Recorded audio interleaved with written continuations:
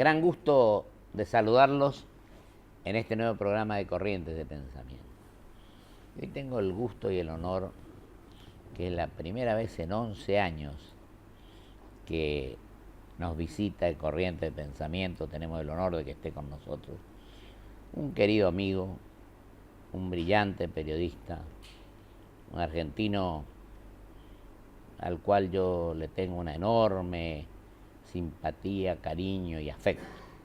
Me refiero a Fernando González, que fue jefe de política de Clarín, estuvo en noticias, tiene programas de televisión, hace radio y hoy es director de un gran diario. Yo lo considero un gran diario que él escribe todos los días con su firma, que es El Cronista Comercial. Querido Fernando, nos conocemos hace bastante tiempo.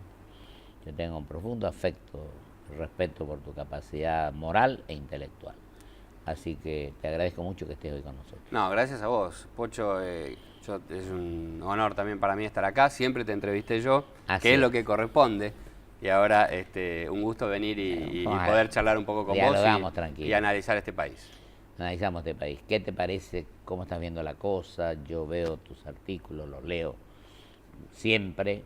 Y te dejo a vos que te explayes con total tranquilidad a un año y pico de la elección, los candidatos, lo mediático, el Parlamento que aprueba el Código Civil. Lo estábamos acá discutiendo un día martes, analizándolo con el doctor Zambrisi, que es académico de Derecho, y al otro día sorpresivamente se aprueba el libro cerrado. Lo mismo que el presupuesto, bueno, todas estas cosas que vos sabés. Totalmente. Te dejo que te explayes vos, yo quiero escucharlo al maestro del periodismo. Yo tengo, Pocho, dos grandes preocupaciones.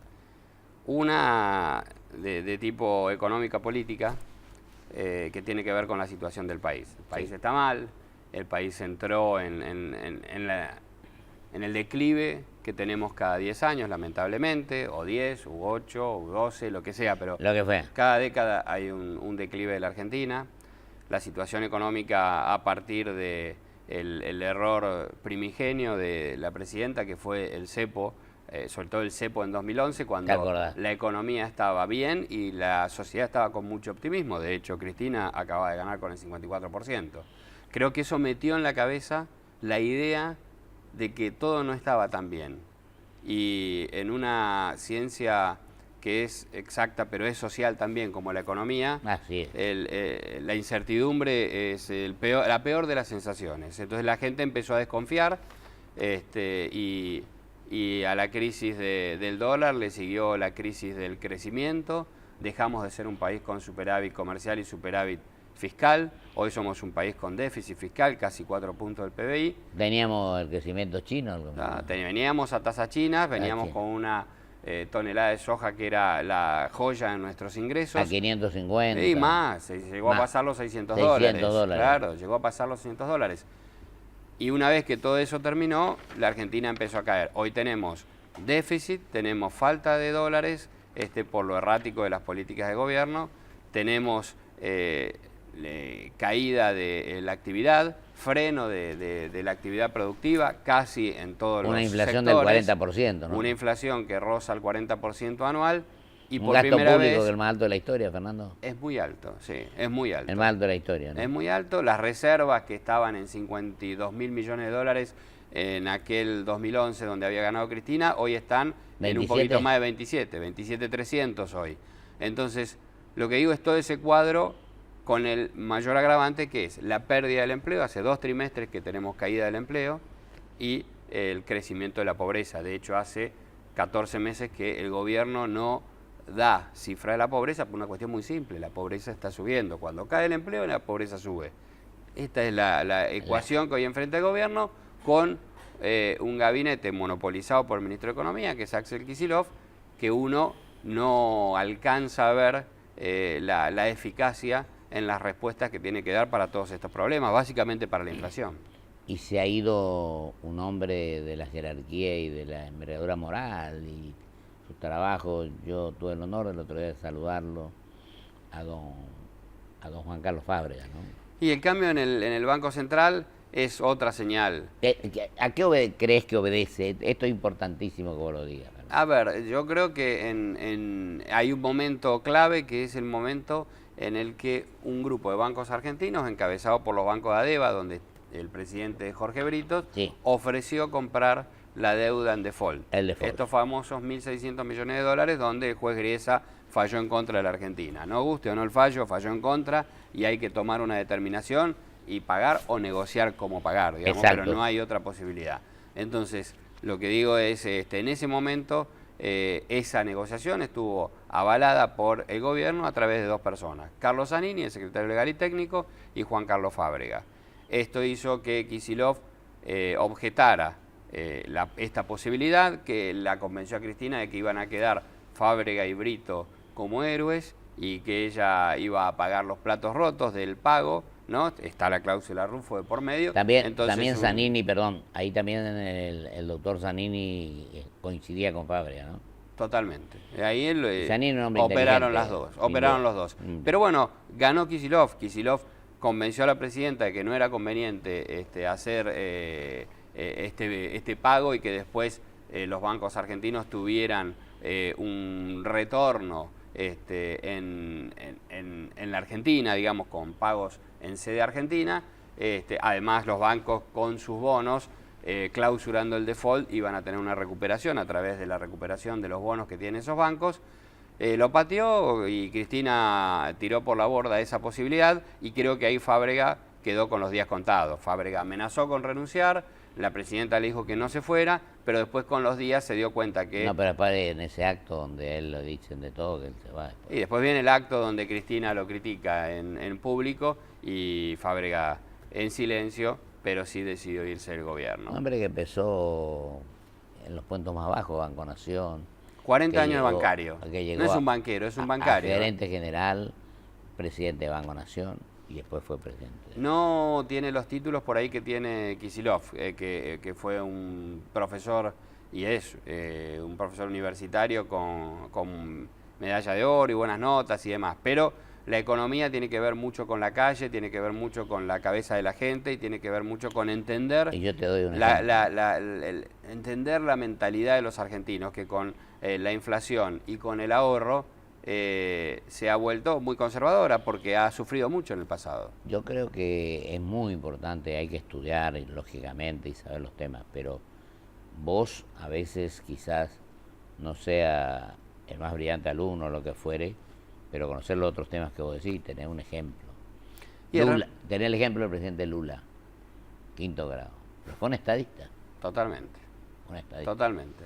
No, y digamos, el responsable de la devaluación del 23 de enero había sido Fábrega, cuando le dijo a Cristina, o devaluás o nos vamos todos antes.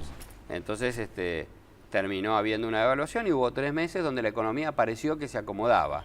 Pero durante esos 3 meses no se tomaron los recaudos para empezar a resolver los problemas de fondo. Ahora fíjate, Fernando, que hay una gran recaudación fiscal. Récord quizás. Sí, la recaudación es récord. Ojo que sube atada a la inflación. Si vos la tomás en el contexto de la inflación, la recaudación pero a pesar mantiene un nivel plano. Lo que yo decía es que a pesar de la recaudación y la falta de actividad económica, por eso es meritorio, pero a pesar de lo cual tenemos déficit fiscal. Ese es el problema. Ese es el problema. Ese es el problema. Digo, no está resuelto el problema de los subsidios, que hoy es el mayor de los inconvenientes que tiene la economía argentina en términos de gasto. Tener energía, tener un montón de cosas. La energía es el meollo, la cuestión fundamental, ¿no? Este era un país que era autosuficiente en energía hasta hace 6 o 7 años y ahora no lo es. Ahí es donde está la complicación. Esta es la economía. La economía y las variables políticas que impactan sobre la economía. Y hablemos un poco de la cantidad de candidatos. Por eso decía, esa es una de las cosas que me preocupa. La otra es institucional. Esto es importante, lo institucional, la debilidad de las instituciones, los partidos políticos en crisis, porque la verdad que los partidos no estamos bien ninguno, tenemos que reconocer esto. Totalmente.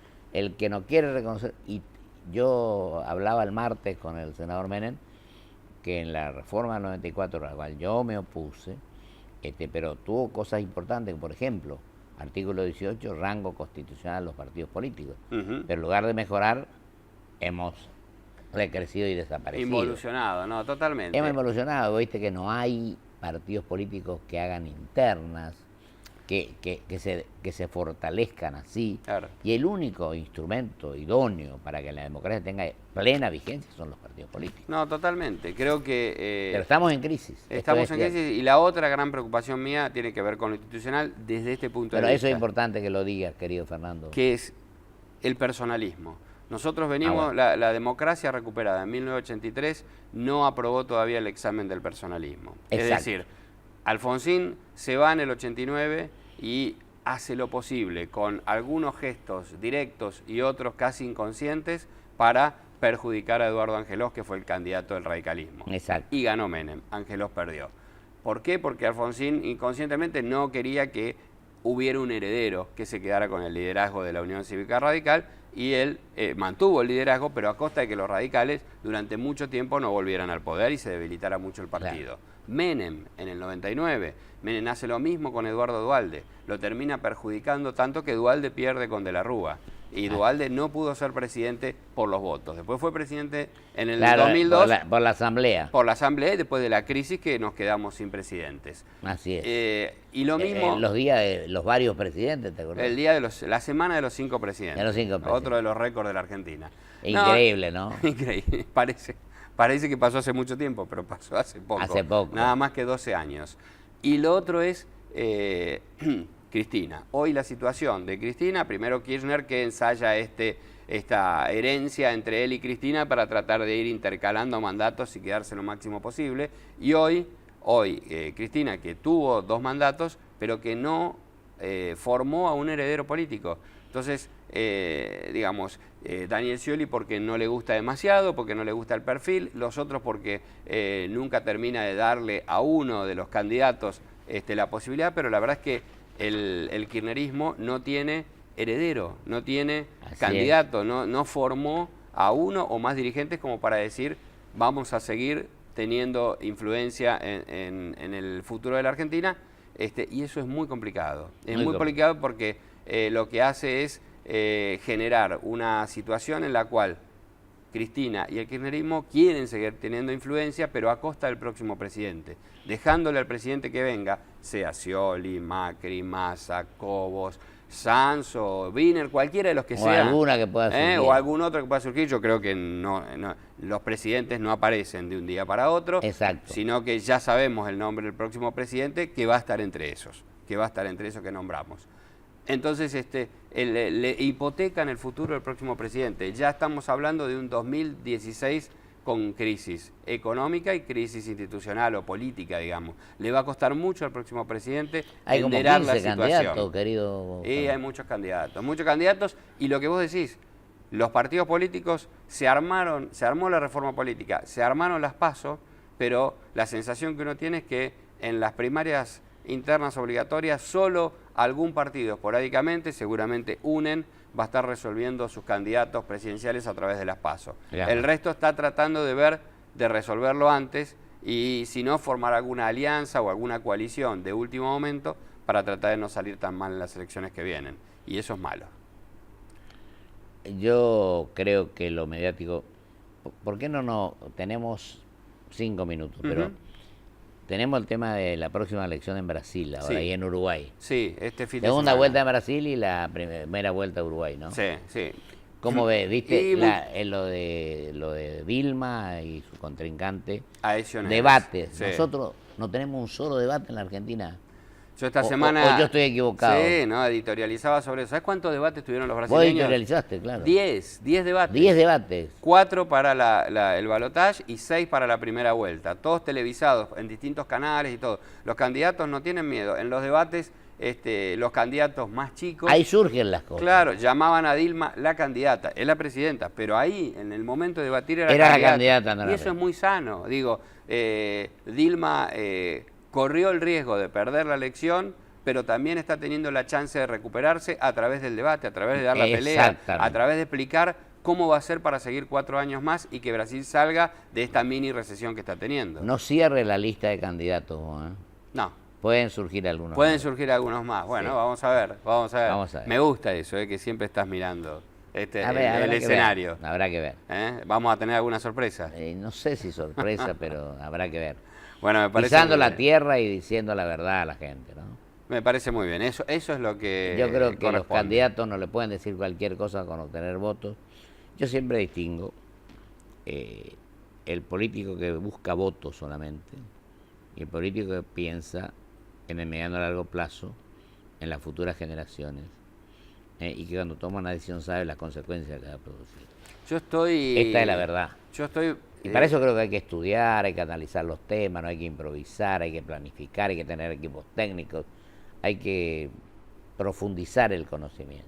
Totalmente, creo que es el gran déficit institucional de la Argentina. Efectivamente. Los candidatos son candidatos de corto plazo. No hay ideas de mediano y largo. Nadie está pensando la Argentina que viene, ¿no? Los brasileños uno los ve y están pensando, bueno, ¿cuántas multinacionales de origen brasileño vamos a tener dentro de 20 o de 30 años? Los chilenos igual, los colombianos. Ya no hablamos ni de Estados Unidos, ni de Canadá, ni de Alemania, ni de Gran Bretaña. ¿Viste el sector del Pacífico lo que es ahora? Y les va bien, les va bien. Chile, Costa Rica, México, Colombia. ¿Oíste lo que han hecho? Piñera perdió la elección con Bachelet, con el país creciendo al 4.8%.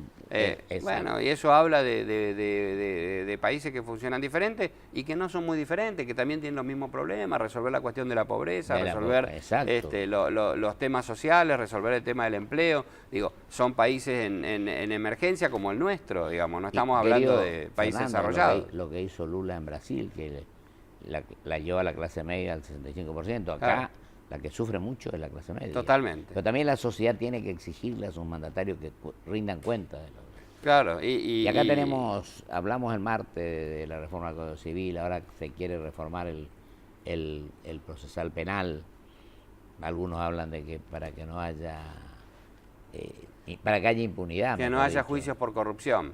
Pero a la larga eso, por más reformas que se hagan, eso se llega a eso. Cuando los jueces se ponen a trabajar, si hay hechos de corrupción, yo confío en que se van a terminar esclareciendo. Además eso sería lo bueno para el país, para volver a la normalidad, diremos, de un país serio, ¿no? Y es esencial, hay mucho descreimiento de grandes sectores de la sociedad y los políticos por eso tienen que hablar y volver a acercarse a la gente para tratar de resolver esa falta de credibilidad. Hoy cuando uno analiza las encuestas ve que uno de los factores más grandes que tiene la sociedad respecto de los políticos es justamente la falta de credibilidad y esta cuestión de la lejanía en cuanto a la eficacia de la gestión, ¿no? Los peores problemas son la inseguridad, son la inflación y son el empleo. Son los tres problemas que aparecen en todas las encuestas. La falta de inversión, ¿no? Y eso es ineficacia en la gestión, lamentablemente es ineficacia en la gestión.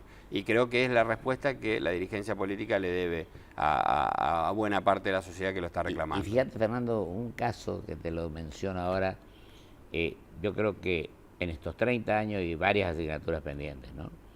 Pero la única elección interna para elegir candidato a presidente y vice de la Nación fue la de Menem Duhalde, Cafiero de la Sota. Sí. Ninguna otra. No Lo otro todo casi a dedo, ¿no? Sí, no hubo. Después hubo, qué sé yo, la Alianza hizo una interna para resolver la candidatura presidencial. Aparte era una coalición y tenía que resolverlo. La de la Rúa Álvarez después.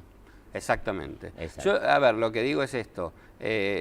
Siempre esperé 10 años de crecimiento para que la Argentina... Yo dije, cuando haya 10 años de crecimiento, la Argentina va a ser un país que no lo va a parar nadie. Y yo creo que si acá se organiza la cosa, se llama gente capaz, se convoca a gente que estudie los temas, que tenga capacidad de gestión también, porque ¿para qué querés un intelectual solamente si no tiene capacidad de gestión?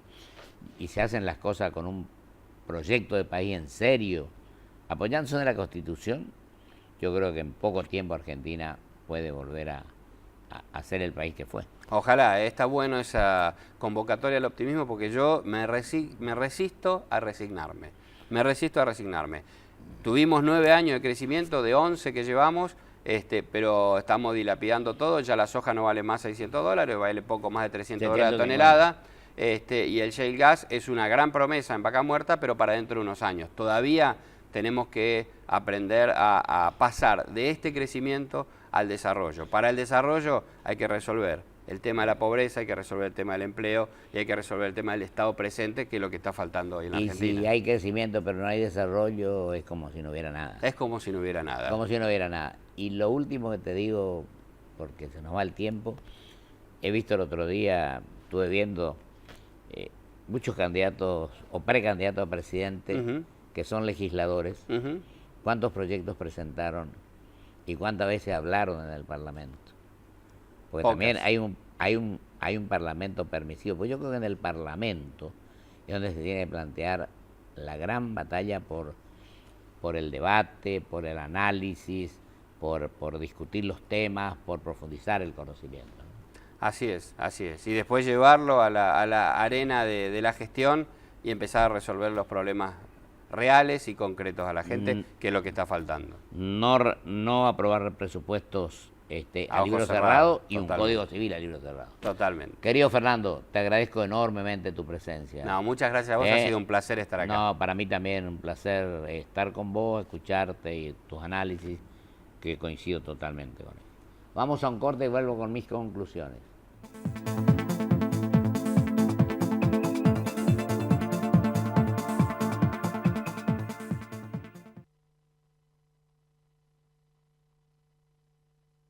Grupo Petersen, desde 1920, construyendo el país.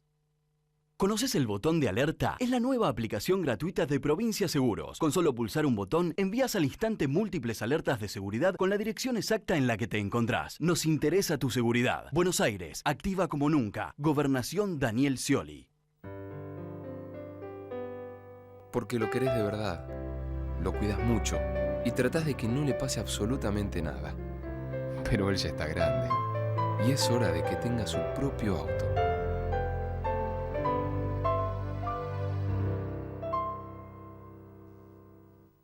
En Toyota creamos nuestra nueva reserva ecológica en la planta de Zárate. Un compromiso ambiental con la naturaleza, un compromiso con vos. Toyota, líder mundial en movilidad sustentable. Crecer es brindar oportunidades. Crecer es motivar el desarrollo de la gente. Crecer es promover la cultura y el deporte. Queremos seguir creciendo junto a vos. Banco Ciudad. Te quiere ver crecer. 0822 20400. bancociudad.com.ar.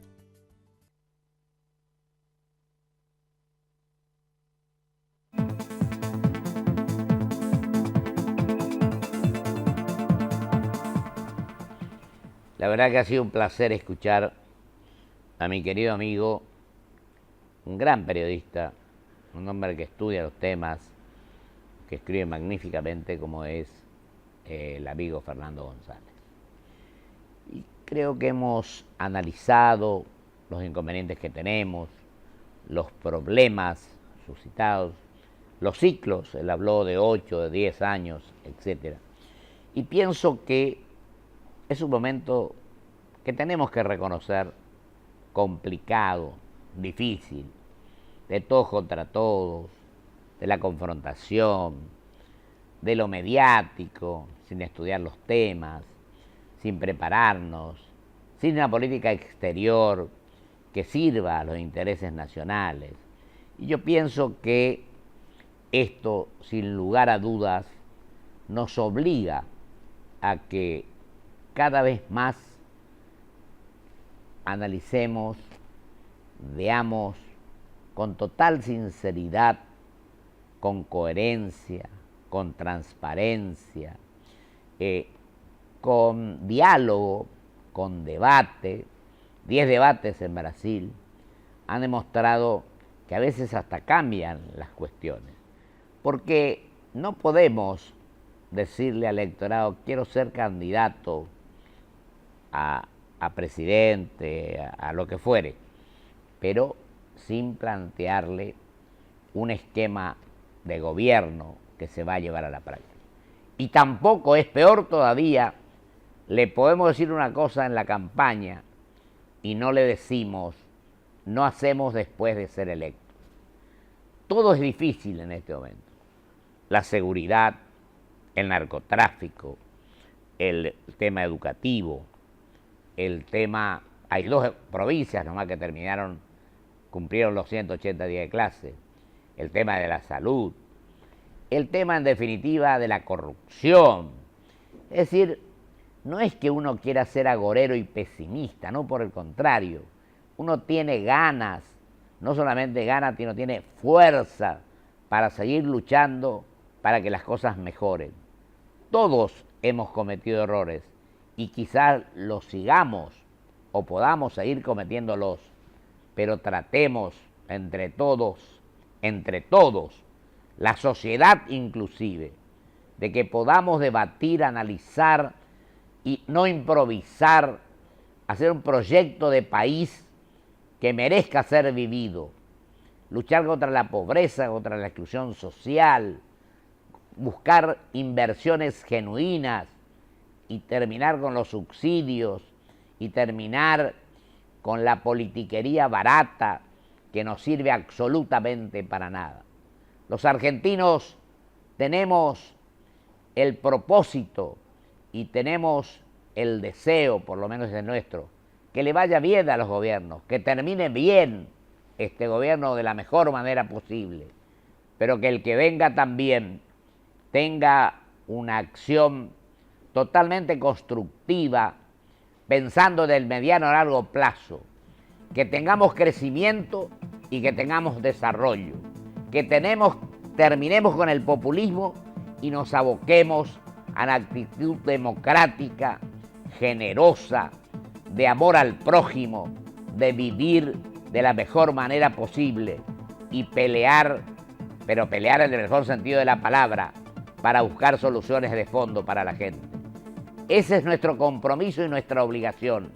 Por eso estamos asumiendo esta actitud de incorporarnos en esto, a pesar de la debilidad de los partidos políticos. Yo creo que más que los partidos políticos, la sociedad tiene que analizar a los hombres. ¿Qué hicieron, qué están haciendo y qué pueden hacer en el futuro?